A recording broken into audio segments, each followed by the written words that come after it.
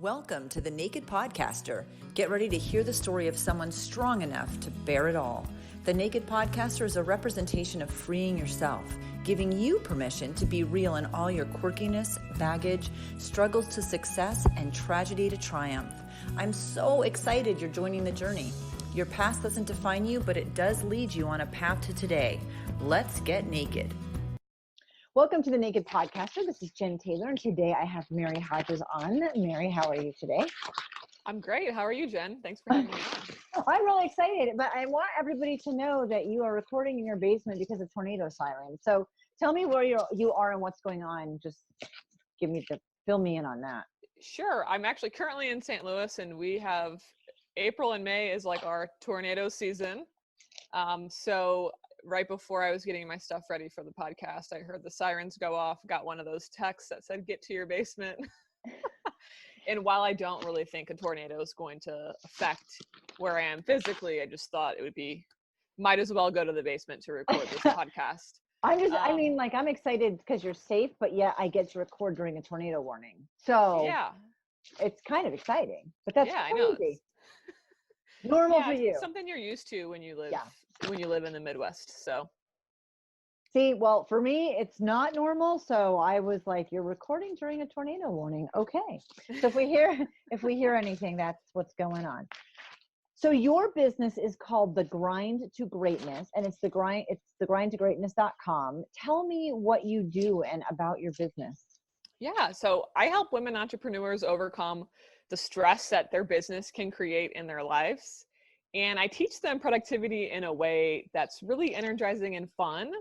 And I help them get hours back so they can ultimately focus on what matters most, which is really not your business. It's your family, it's your health, and it's what I call part of your priority pillars.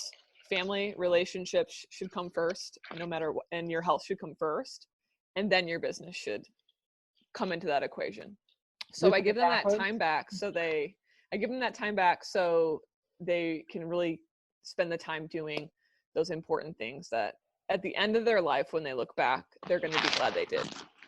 We put it exactly opposite, correct? Most people. Yeah, we put it business, then relationships. We take care of our family. We put everyone else first.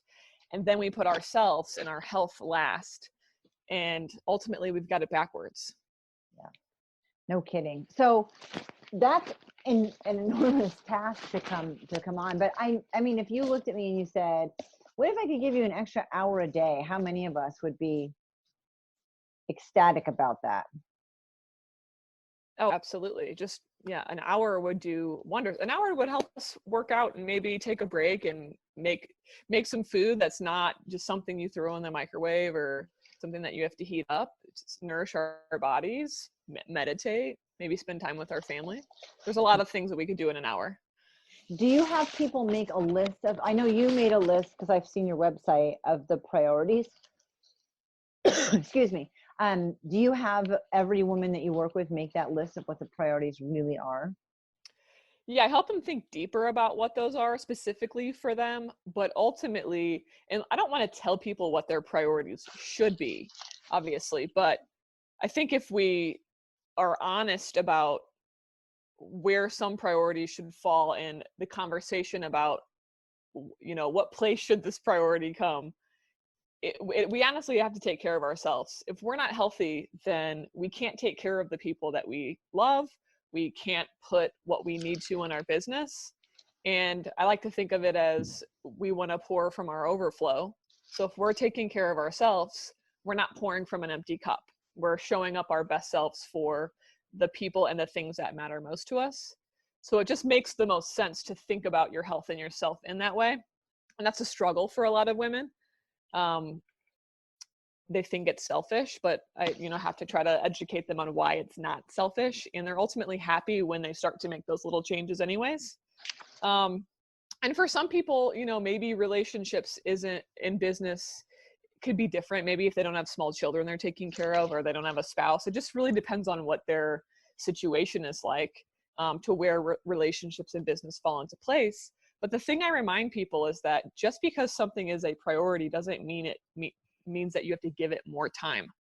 Your health, Oh. you might only need to dedicate an hour a day to exercise. And if that's all you can do at the time, then that's all you can do. Or you may only need to carve out one night a week to go on a date with your partner. Or 30 minutes a day to just sit with your children and talk with them without your phones. And it's not that, it doesn't have to be that much time to really add value to those relationships. You can spend more time on your business. I spend more time on my business than I do anything else, other than sleeping probably. So it doesn't mean that you have to dedicate more time to those things. It just means that you have to make sure you are carving out time to do those things. And maybe change how you're doing them. Right. Exactly. So let's go back in time. What year were you born? Just to give everybody a... 1984. So I'm 34 years old. I'll be 35 later this year. And tell me, did you grow up in St. Louis? I did. Okay. So tell me about that journey growing up, because you didn't one day just wake up. Well, I don't know, maybe you did one day wake up and decide, this is what I want to be when I grow up. But generally as kids, it goes a little differently. So let's visit your journey. So I'm second oldest of 6. My parents had 6 kids in 10 years. So we're all very close in age as well. So if you can imagine the chaos, which I know you can because you're a mom of 18,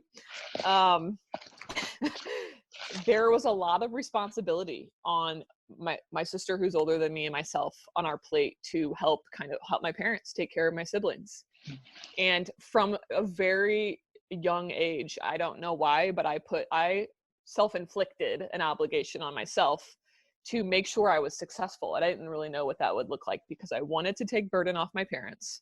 I literally had this vision of just like giving them money.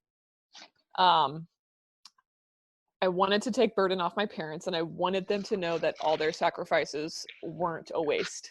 They weren't in vain. So I, was somebody that always did well in school. I followed directions, got awards, was an athlete, scholar athlete, got scholarships. And the only thing I knew about success was, I come from a blue collar family, working class family.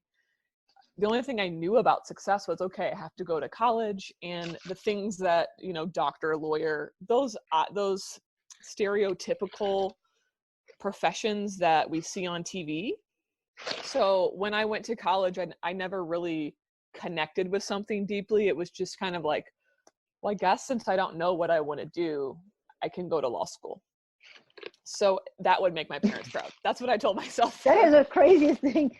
I mean, it's just a little time in law school. Yes, it was 3 years, an additional 3 years.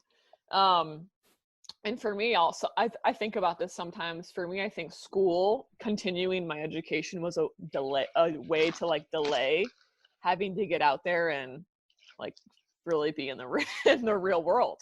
And it's a great reason that nobody questions, right? Oh, you're getting your education. Fantastic. So yeah, I went to law school because I didn't really have a clear sense of what I wanted to do. And that just seemed logical for me. So I went to law school in Miami and loved it. It was amazing living in Miami. But the strange thing about that was living in Miami and living by the water kind of changed my outlook on life. And I no longer wanted to argue with people about silly things. And because I was opinionated when I was younger. So that's why law school was like, oh, you'd make a great lawyer. Living by the water was just like made me question, like, why would I want to argue with people when there's another way of living? And so it was funny how that happened, because where I went to law school ultimately kind of changed my personality to where the law was no longer something that really made sense to me. So when I got out and I was a lawyer, it was kind of solidified that, yeah, this isn't the life I want. Having to argue with people all day, having to consistently look around and pick out problems, it's like an occupational hazard. I'm somebody that was typically a positive thinker, and it's challenging having to do that type of work. It's mentally exhausting having to consistently look for things that are wrong. After going through all the school, and I totally get, I love that you said going to school kind of you wanted to go to school and get a good job and take care of everybody, but it kind of put it off just a little. It was a little buffer at the same. Right. I mean, that's great. That's very insightful. But you get this degree in law, which, I mean, I have no desire to take the bar exam and go through that college. It's a pretty big deal. I mean, I'm pretty proud of you for that, honestly, just knowing that you've done it. And then to find out you don't really like it. Yeah, I mean, there was a lot of struggle with that because there was a lot of guilt, because I was the first person in my family that even graduated college and then went on to law school. And so I was that sibling that people looked to, like, oh, she's going to be the successful one. And I put a lot of pressure on myself to do those things. And then this idea of, I get to this place, I have this quote unquote like prestigious career, which that can be argued once you're in it and you realize that, okay, that looks better on TV than it actually does in real life. I felt guilty for wanting something different because my parents didn't get an opportunity to like think about what their passion and purpose was. They didn't have a choice to really, I mean, maybe they did, but from where I sat, it didn't look like they had a choice to think about what their passion and purpose was. They had to put food on our table. And it was like, who am I to think that I deserve to do something that that has meaning and that has purpose and passion behind it, when there were so many people that would kill to be in my position. And so I wrestled with a lot of guilt for that. I had to get over that eventually. Yeah, and it was tough. Like, I had people questioning me, like, well, why would you not want to be a lawyer? Like, it just didn't make sense to them. Why I was like, I hate this. I want to do something else. Oh, I totally get why you didn't want to be a lawyer. I get that personality-wise, it just was not what you wanted to do. It just sucks so much because you did go through the school. Was your family really proud of you? Because that would feed that guilt. Oh, yeah. Absolutely. I mean, I'm proud of you that you went to school and became a lawyer. That's a great accomplishment. But if you don't like it, then that's a totally different animal. So I understand the guilt. And then what do you do with it? Except there are a lot of different fields of law. Well, right. That was kind of the first pivot was, okay, I had a job in litigation. I did not like it. The place I was working, there were a variety of reasons where I was like, I need to get out of this place. And I was applying for jobs everywhere, job searching, interviewing. I knew I wanted to do more of like transactional law, where I'm working with businesses or working, with estate planning, something where it's not litigation. You're not always fighting with people. And I thought, well, maybe maybe if I try something different, I will like it better. And I did. And out of desperation, I started my very first business. And I started a law firm. I wasn't getting a job, and the job market was just not all that fantastic. And I wasn't finding a job. So I said, okay, well, if I want to make a change in my life, and if I no longer want to be in this position that I'm in now, then I have to do something different. So I started a law firm with absolutely zero clients, zero knowledge of business. And when I first started, there was an attorney I know that had a business, and I said, hey, if you have any overflow of work that I can do for you and help you out while I'm building this, like, let me know. And so I started that way. And while I built my own clientele, I was able to do that, and that was great. And so I started working with technology companies, startup companies. So for me, that was like the best thing that I could do in the law. And I had a great time in a lot of ways. I had a lot of amazing clients, people that, like you said, out of some tragedy or some problem that they needed to solve in their own lives, they started a business with an idea to scale massively and be able to help millions of people. And so to be able to help people who are on that mission was awesome. I felt I was honored to do that. And I still am really close with some of the clients that I had during that time. But there still was this void. There still was something missing. And, even after doing that for 4 years, it was just like, well, what is it? And it was just that search, tried a couple of network marketing companies in the fitness industry. And just went on the exploration of what is it that I really want to do. And how did that finally, even come up for you? I mean, how I did don't, what? just I'm not happy, so what will make me happy? Is it, do all of us, I think we all kind of have very similar journeys, and something must trigger, like, this isn't what I thought it was going to be, so maybe I can find something to supplement it or do something a little, is that kind of what it was like for you? Yeah, and the biggest struggle is having so much to be grateful for, but not feeling it all the time. Hmm. And I talked about that guilt before, and another thing was like, well, is it just my mindset? Is it just the way that I'm looking at it? Do I need to do a mindset shift and think differently about what it is that I'm doing? And I did that. I tried that, and it still was like, it doesn't light a fire in me. There's just that feeling like of emptiness, really. Like you're kind of just doing it to do it. And while you have a lot to be grateful for, there's just that thing, that spark that's missing. And I wanted to find that. And what I knew was the times in life when I had that was when I was like being a nerd and reading books about like neuroscience and productivity and just really the personal growth journey. And how can I create a journey for my own life, get in the driver's seat of my life is what I like to say, or the driver's seat of my life, and then create something meaningful that I enjoy.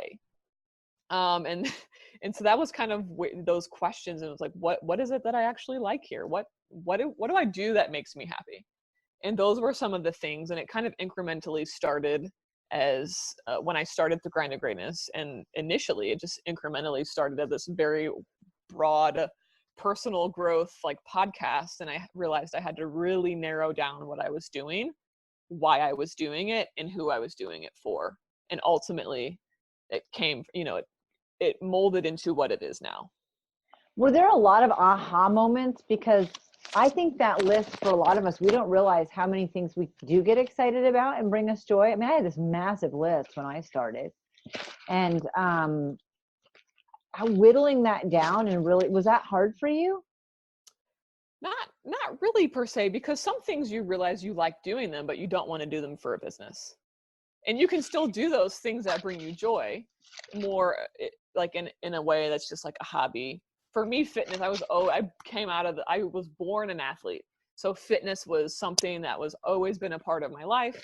And when I kind of pursued that by, doing network marketing and thinking about getting my personal training certification, I just didn't feel that spark that I felt when I was reading about the brain and how habits work and productivity.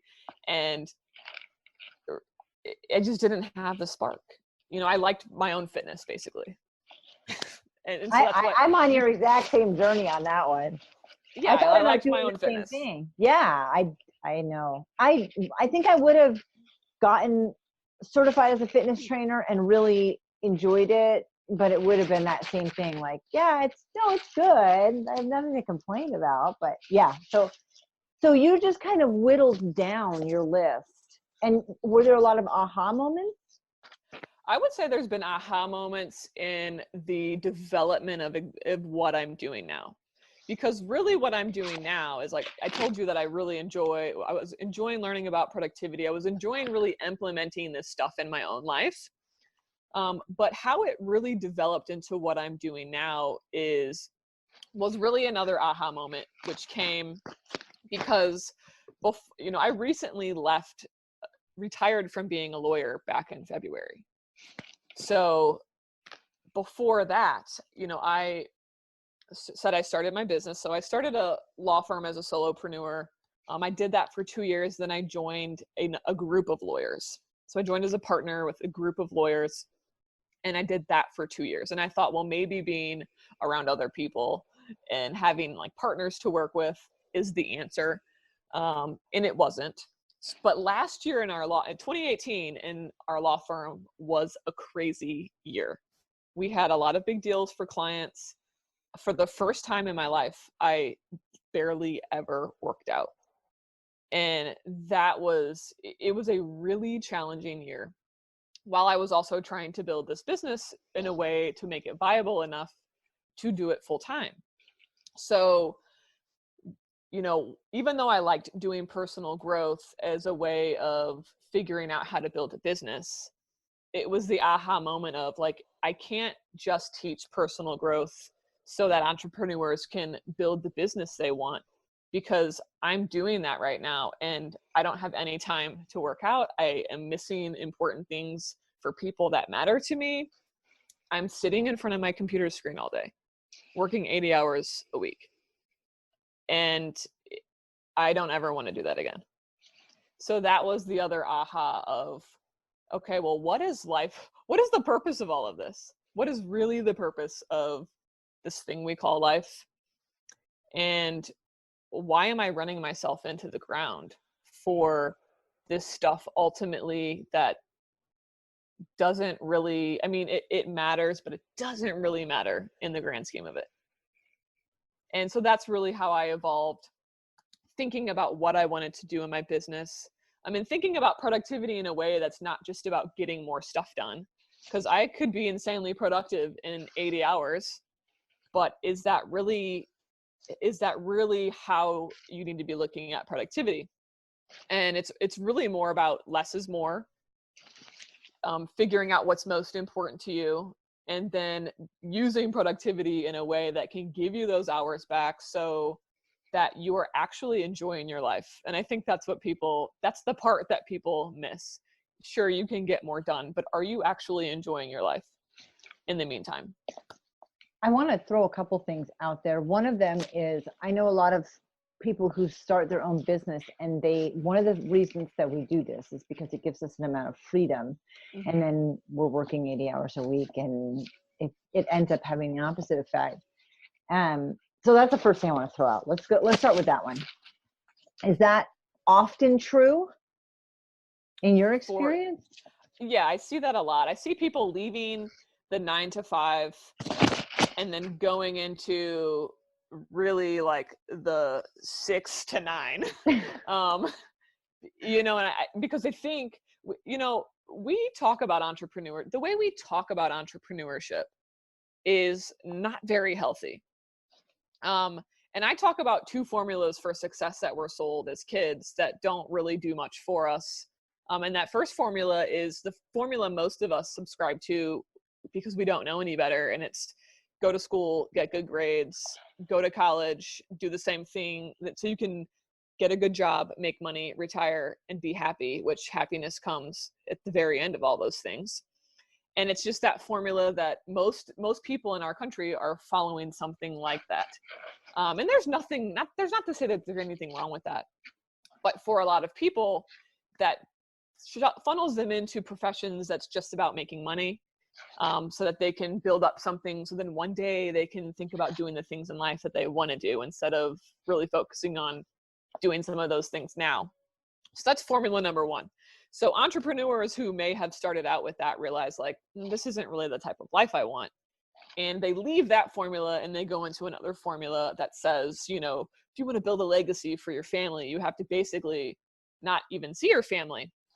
You have to run yourself into the ground. You have to work 15-hour days. You have to not get sleep and brag about it on social media. You have to,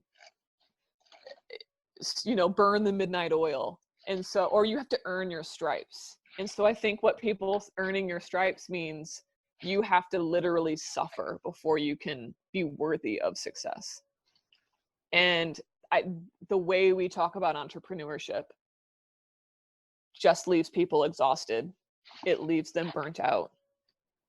And they sacrifice so much of those important things, their health and their relationships, that it leaves them questioning why am I doing this? So those 2 formulas for a lot of people don't really give us a life that A, we take control of, and B, that we actually enjoy. So I'm setting out personally to kind of redefine, especially for women, what entrepreneurship actually means and the way we talk about it. I also think there's a matter there, like you said, that social, posted on social media, We're so invested in other people's social lives, which isn't the reality at all. Although I know when I post stuff, I'm pretty real, but it's still a snippet. It's still not the whole picture. And Absolutely. and we're looking at their sizzle reel and comparing it to our bad night of sleep. Mm-hmm. And neither one of those is an accurate depiction of what life is all of the time. And so there's a lot of keeping up with, Absolutely. Yeah. That's so sad to me. I agree. And I think that also creates just the comparison. Like, oh, they're doing this. Like you said, we compare someone's best moment to our weakest. And that's not really fair, number one. And it's also apples to oranges. We're all different. We all have our own journeys. And there are countless examples of people who didn't come into their own or what they wanted to do until much later in their lives. And we put a timestamp on everything. Like, we have to do these things by this time. And that's a dangerous place to live. I think we all have to understand that it's important to define what that is for ourselves and get rid of some of those timelines. And the expectations of other people. I just went to my daughter's graduation from college, and they were putting stats on the board before it started, and there were 3,200 people graduating, and the youngest was 18 and the oldest was 81. Oh, wow. That's awesome. So maybe cut ourselves some slack a little. I was like, what? Right. And the numbers were backwards too, so I geeked out on that. But that's cool. Totally yeah. But I mean, that's huge. There's no box that we have to try to fit into. I want to ask you about self-care, and I want to give an example. I worked for a company. There were 6 women, and we did this secret Santa thing. My husband found my sheet. I still have it, and I have it because I want to remember it. It's in my journal, and he found it, and he was like, have you ever been speed dating? I'm like, what? So apparently, for those of you who didn't know, like myself, they do the same thing for speed dating. But you have this, we each got this paper, and it was like favorite colors, the colors in your living room, the colors in your bedroom. If somebody brought you something to drink, what would your favorite thing be? Because we were spending like the under $20 thing and doing little stuff and being a secret Santa for each other. So we picked names out of the hat. And I had to take my list home and think about it. This was like 13 years ago. And I went, I am never going to have to take time to think about this list, because that means I somehow in the day-to-day life let go of something in myself. I'm not doing what I need to take care of myself. If I can't say, oh, you know what, if you're going there, can you pick up this drink? Or my favorite thing is dark chocolate bitter sport with hazelnuts. I should be able to just tell you, if I was like, Mary, tell me something I can pick up for you. I'm stopping at the store on your way to your house. You should be able to tell me and have no guilt that someone's getting it for you. Right. So how much does that play? Oh, I'm keeping that. And man, you just need to remember that if you have to take time to think about what you like, you're not taking care of yourself. You're not doing things for yourself. Absolutely. And I think it's, when you mentioned just like you like some kind of dark chocolate, it's just even like when you're doing things, it's being present in the moment of enjoying how that chocolate actually tastes, to know that you love it so much. And we don't do that at all, because we either have our phone in our hands, where we try to multitask, which I absolutely hate. I don't think it exists, but that's okay. It actually scientifically doesn't, because our brain can only focus on one. Our brain can task switch, but it cannot multitask. I think some of us are better at task switching than others, and that's it. But we single task. And it only is really in certain things. Like if I'm folding laundry, I can listen to a podcast. I can multitask doing things like that. But when it comes to multitasking in my relationship, do I want to sit here with my phone in my hand while I'm at dinner with my partner, and while he's trying to talk to me about something, and halfway listen to him? You know what I mean? So there's times that multitasking I think is okay, and other times it's just not. In your business, like focusing on just that one project until it's done, like giving what you have to that thing. But I really do like that you said, if you can't even think about those things, then you're giving a piece away to yourself. And one thing I notice about women too, and I certainly did this myself, is we get all these messages about what it means to be worthy of as a woman. And a lot of that stems from, whether you have children, whether you're married, and we all know how we have to discover that that's a lie at some point in our lives. Especially if we didn't have a woman there to tell us it was a lie, we have to kind of come into that discovery on our own. And what a lot of women then do is somehow kind of intertwine their identity into their business. And I was definitely guilty of that, because I wanted to be like, I am so much more than kids in marriage, right? I haven't birthed any children, but I have 2 stepchildren, and I've been in a long relationship. But, taking that stance of this doesn't define me, I'm so much more than that. But then ultimately what I did was just wrap my identity into my business, to where it was like, oh, my business is also my hobby. And spending so much time just on the social media talking about business, like everything really being about business. And it's important to have something outside of that also. I've seen women do that all the time. And it's easy to do these days because of the way that a lot of our businesses, our brand and our personality and our person is so much a part of what that business is about, that it's very easy to get wrapped up in it and it to be consume so much of your identity. But we have to be careful that we don't allow that to happen, and that we have something outside of our business also. I want to ask you a question kind of along those lines. I think I see that people treat their business as a hobby, especially women who are trying to be entrepreneurs. Like for some reason it's less than, instead of treating it like a business. But then whatever we're doing for work to make money, that business, we don't have the hobbies outside.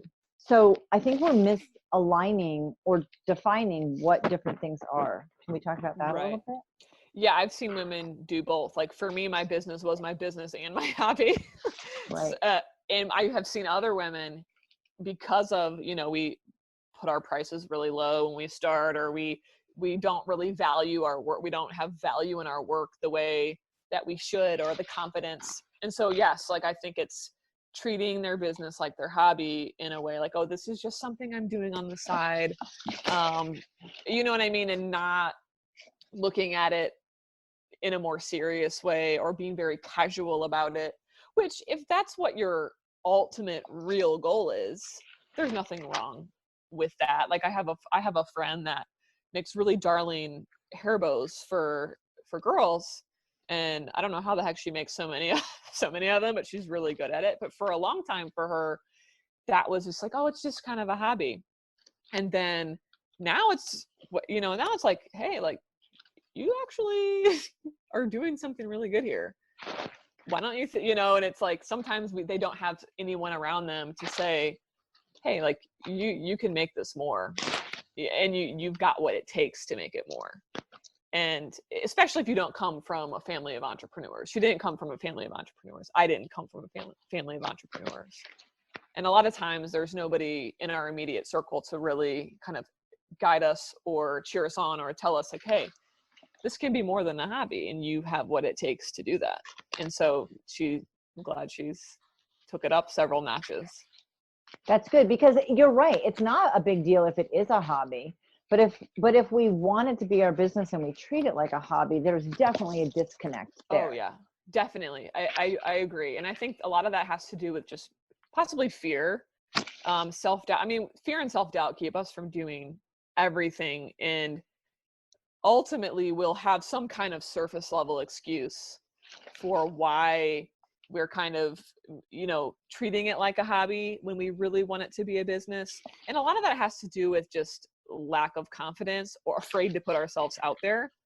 Imposter syndrome. I've suffered from those things big time. It's like, why would people want to listen to me kind of thing. And so there's a lot of reasons I think that people, especially women, tell themselves over and over of, yeah, I say I want this, but my actions aren't aligning with that. And it's probably due to some type of fear or self-doubt. So if that's where someone is in their journey, they should maybe explore what some of those things could possibly be, so that they can kind of recreate what their story is. Whatever that fear and self-doubt they're telling themselves, there's a more empowering story that you can create that will take you to that place of actually treating it like a business. And then you get to have other things that are actually hobbies. Yeah, exactly. And that too. Exactly. So when a woman contacts you, what do you take them through? Is there a process that you take them through to help with this? Yeah, I have a couple of different things that I do. So it really just depends on what her needs are. I have coaching programs, so I could work really closely with somebody. And that's very extensive. It basically takes them through understanding like what they're like, where are things kind of off track for them to begin with, what their real vision and purpose is, and what their priorities are, and where that's out of alignment. Because before you can talk about productivity, you have to know what those things are. Those are just foundational pieces of anyone's journey, is understanding what you actually want out of your life. Because like I said, you can be very productive. You can be very productive and disciplined, but if you're doing all the wrong things, or if the things that you're doing don't actually have some direction they're taking you, then that doesn't matter. You're just going to be on a hamster wheel. So I take them through those things, and then we go through how to increase their productivity skills, how to get some hours back into their day. Think about also, like, how do they actually operate? What's an efficient way for them to think about their work day? When are they most energized? That's a question that a lot of people don't like, that they don't even think about. It's like, even when we do a business, we still try to work regular business hours. And it's like, you have the more flexibility to design your schedule and the way you work a little bit differently depending on what your business is. So take advantage of that, and let's kind of structure some framework that really fits your personality. Because some people I know, I call it the witching hour. They like work at 2 a.m. in the morning, and they literally, that's when they get stuff done. It's like, just make sure you get sleep 7 to 8 hours. And it doesn't really matter when you work if you're taking care of your body. But everyone's different. I'm a morning person. I feel very energized and focused in the morning. At 2 p.m. I'm a little tired, so I have to take a break or eat some nourishing food that energizes me. So it's just knowing your body, kind of knowing how you work and structuring stuff around that, and then kind of just creating a plan that kind of keeps them moving in the right direction. So yes, that's one-on-one coaching. Then I also have that entire framework in a workbook with all the exercises that I would do for a coaching client, for people that like to be more self-led. And then in that case, if they ever wanted to like have a strategy session to work through one issue in the workbook that maybe they're having a hard time on, I have that type of stuff available too.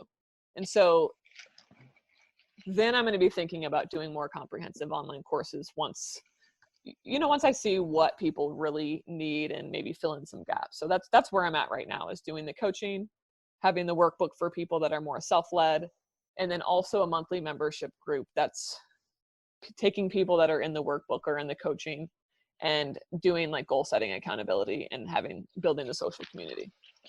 Is it hard for people to figure out their purpose? Well, for some people, yes. And so part of what I talk about is not necessarily always putting this pressure on yourself to find your purpose, but really showing up with purpose. It's more about showing up with purpose and intention of whatever it is you're doing at the time. So when I was doing fitness and exploring, showing up with purpose to get those things done and have some reason behind why I was doing it. And even though ultimately I discovered that really wasn't my purpose, I still had a mindset about how I showed up and did that work. That's really important. I know a lot of people, you can have a business that's starting out as a hobby that you want to be your business and still have to work a job.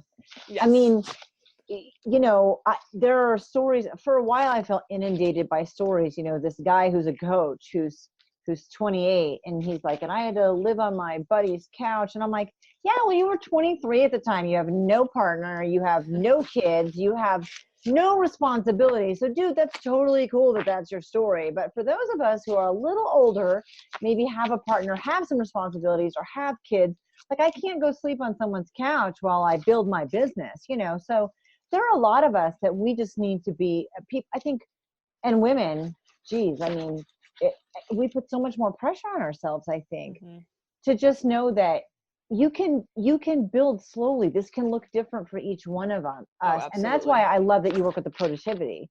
Okay, you can figure out your why and know that that box looks different. You're not in a box. It's just different for all of us. But then the productivity is what you work with, the how, and then what the steps are. And that's really huge. Yeah. And for someone, their big goal might be like at one point, you know, my law firm was funding my ability to be able to do this business. So whenever I felt very frustrated in having to do legal work, the story I had to remind myself was, this is really the blessing that's allowing me, that's setting the foundation for me to do ultimately what brings me so much joy. And so for people out there, your job may be that thing for you that's allowing you the financial security or the safety net to then be able, and the reason that's important, there's a book called Quitter. And sometimes when you quit too soon, that puts you in a place where you're pressured to say yes to things that may not be aligned with really what you want, because you're so focused on just bringing in money. And so sometimes people quit too soon. When think about your business in a way of literally who do you want to serve and what their personality is, what their values are. You should want to serve people that value your services also and want to pay you what you're worth, things like that. So that way, when you are building your business and you have this job over here that is giving you that safety net, you don't have to be rushed to saying yes to things that you're really not aligned with. So that's really important, I think, for people to remember. Is something really difficult for people getting back on the health journey? And I'm saying back on because I think most people aren't taking care of themselves. That's very difficult. And for me, my solution was getting a Peloton bike, which I know is not a viable solution for a lot of people. I literally put a bike in my office because I wanted to take the amount of steps down for me to get, because getting to the gym just was like I was making excuses about getting to the gym. So I eliminated those excuses.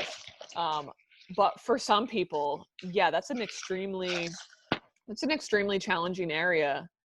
But the thing about your health is that when you start actually taking care of yourself, that's one of the most important things you can do to build your confidence. That will then spread into every area of your life. And for me, if some people may require actually going to get a personal trainer or getting more accountability for stuff like that. And so it just really depends on the person. But I see that as definitely a challenge for some people. So the biggest thing I see people do where they fall into the most traps when they're trying to make these changes is they just try to do a 180. So all of a sudden they try to turn into this like Zen badass entrepreneur that does yoga and can be very flexible and stuff like that. And, all of those this week, right now. Right. Yeah. We want to just all of a sudden be that. And sometimes it's just a matter of, what's one thing that you can start doing now? What is it? James Clear, he wrote this book, Atomic Habits. He calls it Mastering the Art of Showing Up. So it's just like showing up to the gym, even if you're just there for 15 minutes, but it's like creating the habit to just show up first before you start piling up on all this other stuff. And that's how we have to look at habits that way, of like, instead of trying to change 10 things at once, what's one thing that we can focus on you doing now? Okay. And then once you get used to doing that, then can we introduce another thing? I think that's so true. And I think most of us are guilty of that. I looked at it differently because the job market was so scarce in Reno a few years ago. And I thought, so we sat down and decided, what could we get rid of? Like, how often are we on cable? Almost never. There was one show that it was gone. And I got rid of the gym membership, and I thought, well, how am I going to replace that time that I spend there? Because the gym was important, but I didn't need to be in the building to make it work. And so, I mean, you can sometimes come at it from the opposite. For me, I looked at every single thing I could pare back in my life, financially, emotionally, in every single way. And that allowed the freedom to be able to do more also. So it's so interesting. We try to like add all these things. I'm going to be the Zen master. I know I love meditation, and I know I will do it if it's guided. And if I set an alarm to remind myself, or I'll be like, it's been 3 months now. So, you know, you also have to be really realistic with yourself and who you are. Just like being a night person or a morning person. Like, I'm not the meditation Zen king. I'm not, that's never going to happen. I've struggled with journaling. That's been the one thing that I have not, you know, everyone says it's so important to do, put it in your morning routine. And I just haven't really been great at picking that up. And so I think we need to be nicer to ourselves when we hear all these ideas about what you're supposed to do to be successful. And there's no one way. You don't have to wake up at 5 o'clock in the morning to be successful, like everyone says you have to do. You just, you know what I mean? And so I think it's just accepting that, hey, sleep to me is more important than what time you wake up. How much sleep you get will always be more important, because that's really just a health. That's really, there's so much science that supports sleep. And I want to go back to what you said about like kind of taking out things from your life. And I did notice you were a minimalist, which made me happy, because I, in my life, try to do that. Been doing it, you know, consistently I've moved so much, and every time I moved, I just purged, and I continue to own less and less. And the idea of less being more is something so central to what I talk about in all areas, because we overload ourselves on goal setting. Like even when we set our business goals, I remember the first time I set goals, I think I had like 10 goals for the year that I set. And maybe I staggered them so they didn't all come at once. But it was like I said, it was just trying to be this like perfect picture of what this female badass entrepreneur looked like. And ultimately, I probably didn't even hit near like half of those goals. And so it's like, if I could accomplish one thing this year for my business, what would it be? And that's what one, maybe 2 goals for my business every year. That's what I do too. Yeah. And so I think this idea of more is just so ingrained in everything we do. And it's so overwhelming, and it's so heavy. It's so heavy. The weight of that is so heavy in your goals. And yeah, I mean, it's not that everybody has to live out of a backpack and travel to, Europe. You don't have to, even minimalism. It's still, everything in your life looks different for you and me and the next person. But it's finding that balance and that happy place where you feel lighter in your life. And I just knew that if we got rid of things, that it would open up the opportunity for me to run a business the way I wanted to. And that's not the mentality most people think. But I remember when we were talking about it, I was like, oh my gosh, it's not just the cable bill. I mean, it's so much bigger than that. And it absolutely 150% did. It allowed us the ability to do things differently that made us happier. And it was just because we let go of so much. And goals are important. I don't journal either. I switched my journaling because I felt guilty all the time. And why the hell am I doing that to myself? So I instead started a list, and it started out in a notebook, and now it's on notes. Because if you have Apple products, they all sync. So I use the notepad on my phone, and it's on my laptop. But I used the little 50-cent notepad, and I wrote down things.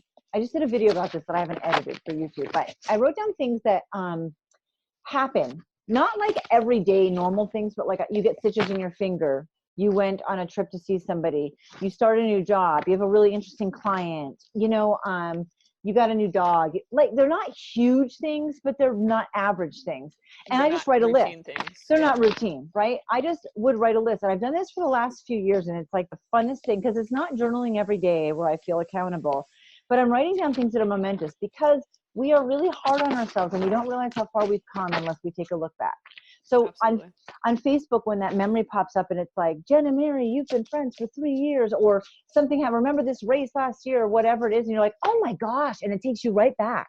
Mm-hmm. So keeping that list, and then every year, there's no New Year's resolutions, there's no heavy goals, but there is a revisiting of what happened in the year. And you notice that even in the things like stitches in my finger wasn't fun last year, but there were really cool things that happened because of that experience. Mm-hmm. 2 of my girls went and they parented me, I mean, so it's interesting the things that come out of seemingly negative situations, and we just don't give ourselves credit.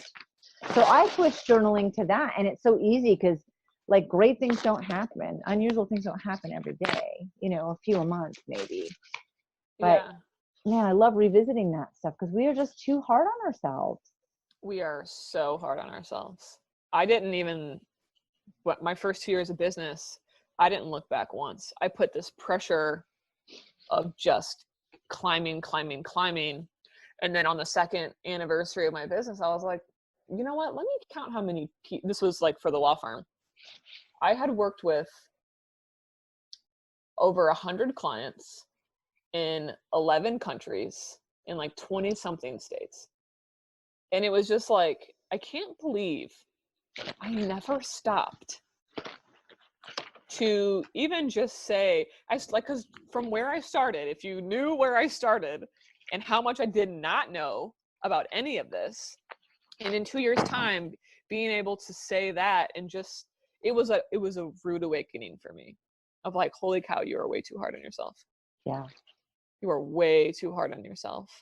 And that's a great, I like that idea of just kind of recording some of those moments, and even even the bigger milestones, because a lot does happen in a year. Oh my And gosh. when we look back and just say, oh wow, yeah, I can't believe that, yeah, that did happen. Oh my God, like I forgot about that. And I'm kind of, as somebody who teaches productivity, this is probably blasphemy, but I'm kind of not over goals all the way, but just I'm over the pressure that they put on us. I think they're awesome in the right way. Yes. So it's very important for me when I talk to people about goals, like, are you even in the right place to have goals at this moment in time? Is that really the way you need to be looking at like what the changes in your life are going to be?